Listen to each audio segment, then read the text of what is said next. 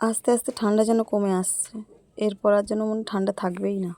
কদিন যা কনকনে ঠান্ডা পড়লো, এখন তার তুলনায় কিছুই নেই। তো নমস্কার, রেসিপি সংসার নতুন একটি ব্লগে আপনাদের স্বাগত জানাই। আবার চলে আসলাম নতুন একটি ব্লগ নিয়ে। আজকের এখন 8:30 প্রায় বেজে গেছে। ছেলে উঠছে না, অনেকক্ষণ ধরে ডাকছি। ওর মানে শরীরটা ওর ভালো নেই।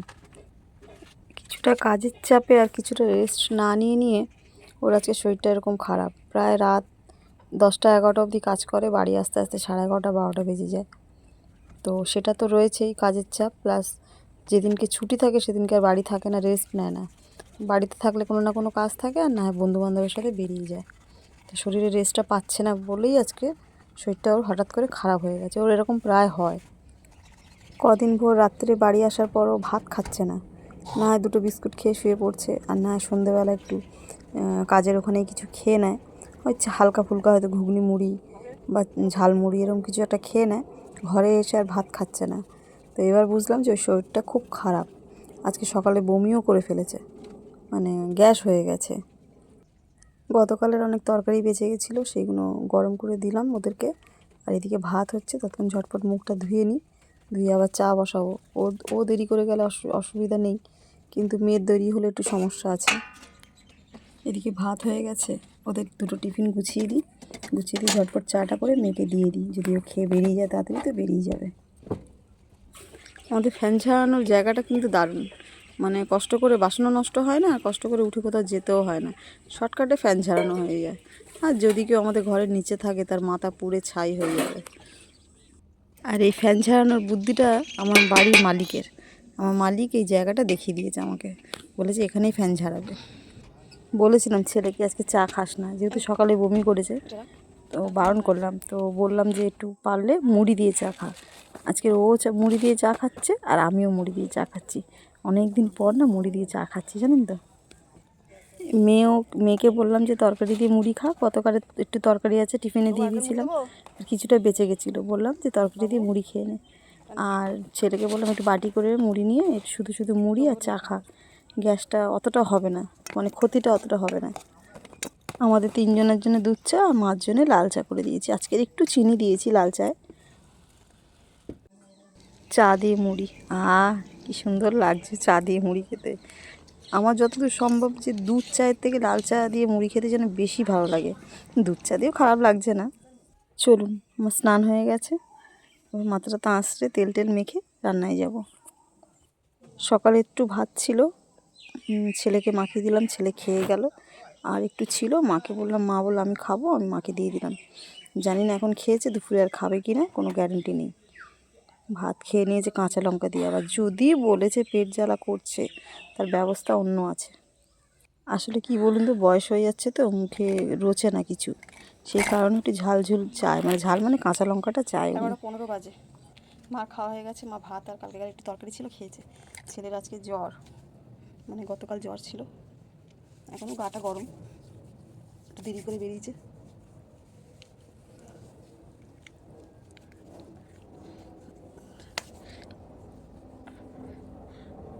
বেশ করে তেল মাখিয়ে দিয়েছি ওকে, দিয়ে বলেছি ভালো করে স্নান করলে।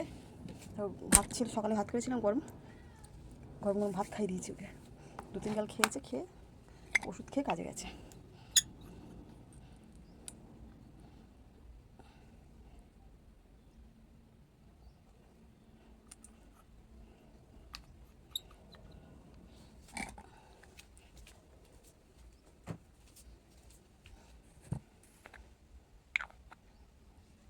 চলুন যাই আমার নিজের ঘরে। বুঝতে পারছেন, নিজের ঘর মানে চলে এসেছি নিজের ঘরে। এটাই হচ্ছে আমার আসল ঘর। আমার কেন, প্রত্যেকটা মহিলাদেরই রান্নাঘর হচ্ছে আসল নিজেরই ঘর। যে যতই যাই বলুক, এখানে আমারই জোর খাটে। রান্নাঘরে আমার ছাড়া কারো জোর খাটে না। একটা যদি খুন্তি বা হাতা এখান থেকে কোনো হয়েছে, পুরো ব্রহ্মাণ্ড কাঁপবে আমার মানে ভয়তে। চলুন, চাল ধুয়ে চাপিয়ে দিলাম, আর সোয়াবিনটাও দিয়ে দিলাম, এটা রেডি করে নিলাম, যতটা কাজ এগুলো এগিয়ে নিলাম, তারপর আবার শুরু হবে কাজ। এবার হচ্ছে আমার টিফিনের পালা। কি বলুন তো, মুড়ি মাখাচ্ছি। কে কে খাবেন চলে আসুন ঝটপট, দারুণ মুড়ি মাখা। এটার মধ্যে পড়বে আপনার কড়াইশুঁটি, টমেটো, পেঁয়াজ, আম তেল আর একটু লবণ। ও যা লাগে না, এটা নিয়ে এই মানে 1 মাসের মধ্যে 3 বার খেলাম। দারুণ লাগছে খেতে। কিন্তু যত যাই বলুন, শীতের আমেজে এইসব খাবারগুলো খেতে হয় রোদে বসে। বেশ দল বেঁধে সবাই বসবে, গল্প হবে, সঙ্গে লাল চা হবে, আর এরকম ধরনের মুড়ি মাখা হবে আম তেল দিয়ে। মানে আর কিচ্ছু লাগবে না, মাংস ফেলে মানুষে খেতে হবে। এর কোনো জুড়ি মেলা ভার, এর সাথে কারো তুলনা করলে চলবে না। এর মধ্যে যদি আরও পেঁয়াজ কলি পড়ে, ধনে পাতা পড়ে, তাহলে তো আরও দারুণ লাগে। কিন্তু আমি পেঁয়াজ কলিটা খাই, ধনে পাতাটা খাই না। সেই জন্য ধনে পাতা আছে কিন্তু দেবো না। ওই কী বলুন তো, মানে এমনি চাটনি খাই ধনে পাতা, কিন্তু তরকারিতেও খাই, কিন্তু কাঁচা এইভাবে পাতা আমার খেতে যেন ভালো লাগে না। এটা আবার এমনি নুন না দিয়ে যদি একটু বিট নুন দেওয়া যায় তো আরও ভালো লাগে। তো আমি বিট নুনটা আনতে গেলাম না, ঘরে আছে, অত সময় নেই। আর এই হচ্ছে সেই ভাইরাল আম তেল, যার জন্যে মুড়ির এত স্বাদ বাড়ে। আম তেলটা আমার হাতে বানানো, আর এই ফার্স্ট আম তেল বানিয়েছি আমি। ওহ, যা কালার দেখুন, কি সুন্দর কালার এসছে। মুড়ি মাখানো স্টার্ট। ঝালমুড়িকেও ফেল করে দেবে এই যা মুড়ি মাখাচ্ছি আমি। তাড়াতাড়ি ঝটপট চলে আসুন, বলতে বলতে কিন্তু শেষ হয়ে যাবে, আমি বলে দিলাম। তারপরে বলবেন না যে কই আমার জন্য তো তুমি রাখলে না, সেই কারণে বলছি চলে আসুন। এই প্রথম এক গাল মুখে নিলাম। ও, আমার মুখের রিয়াকশানটা শুধু দেখুন, যেন মনে হয় আকাশ ছুঁয়ে ফেলেছি। দারুণ হয়েছে।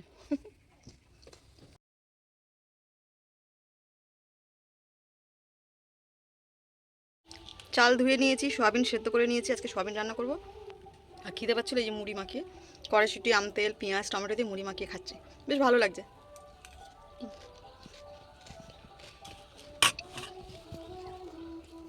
একদিন আসবেন, সবাই মিলে একসাথে খাবো। তো রান্না করতে শুরু করে দিচ্ছি। এই যে সয়াবিন ভেজানো হয়ে গেছে আমার গরম জলে। সবজি সেরকম একটা নেই, শিম আছে, একটু ক্যাপসিকাম আছে, বিনস আছে, এই শিম আছে, এই রান্না আছে, সবজি আছে। দেখি কী রান্না করি। ঠিক আছে, আসছি, সারাদিন টুকিটাকি কী করি শেয়ার করবো, সঙ্গে থাকুন কেমন। আসি আবার। এটা বানাচ্ছি আমি শুটকি মাছ। এর মধ্যে পড়বে পেঁয়াজ রসুন পড়েছে ভাজি, আর পড়বে এর মধ্যে শিম, ধনেপাতা, টমেটো, আর কী দিলাম বেশ, শিম, ধনেপাতা, টমেটো আর পেঁয়াজ রসুন তো দিয়েছি। শুটকি মাছ দিয়ে তরকারিটা করছি শুকনো শুকনো। ওইদিকে ভাত হয়ে গেছে, সোয়াবিন হয়ে গেছে, আর রকির জন্য ভাত মাখানো আমার হয়ে গেছে। মাকে বললাম তুমি কি ভাত খাবে, তো মা বললো আমি খাবো না। ওই সকালে ভাত খেয়েছে না মা, সেই জন্য মার ভাত খেলো না। তো এই হচ্ছে সমস্যা, মা যদি ঠিকঠাক টাইমে ঠিক খাওয়া যদি না খায়, তো মার ওষুধটা ঠিকঠাক পড়ছে না, তার জন্যে মার শরীরটা কখনো ঠিক কখনো বেঠিক হয়ে যাচ্ছে। আর আমার কিছু বলার নেই, কারণ ওনাকে যতটা বলা হয় উনি যদি শোনে তো ভালো, না শোনে তো বড়দের উপরে তো জোর করা যায় না। একটা বাচ্চা হলে মেরে বউকে তাকে শাসন করে বলা যায়, মাকে হয়তো আমি একটু শাসন করলাম, আর এর বেশি তো কিছু বলতে পারি না। যাই, রকিকে ভাতটা দিয়ে আসি। বুঝতে পারছেন আমরা কিভাবে হাঁটাচলা করি, এইটা হচ্ছে আমাদের বাড়ির রাস্তা। এই রকির ভাতটা মাখিয়ে আমি এখানে রেখে কলতলায় বাসনটা ভিজিয়ে রেখে এসেছি। সরি, রাস্তা বলা ভুল, সাঁকো। এটা হচ্ছে আমাদের সাঁকো। যাই হোক, দেখুন কেমন ছটপট করছে। এই যাবো দেখি, এ ভীষণ ছটপট করে দেখুন। রকে,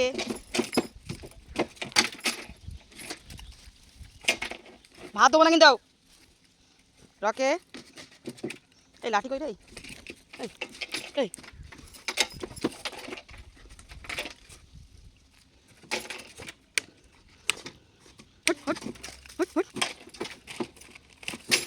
দিচ্ছি দিচ্ছি দিচ্ছি দিচ্ছি, সর সর সর সর,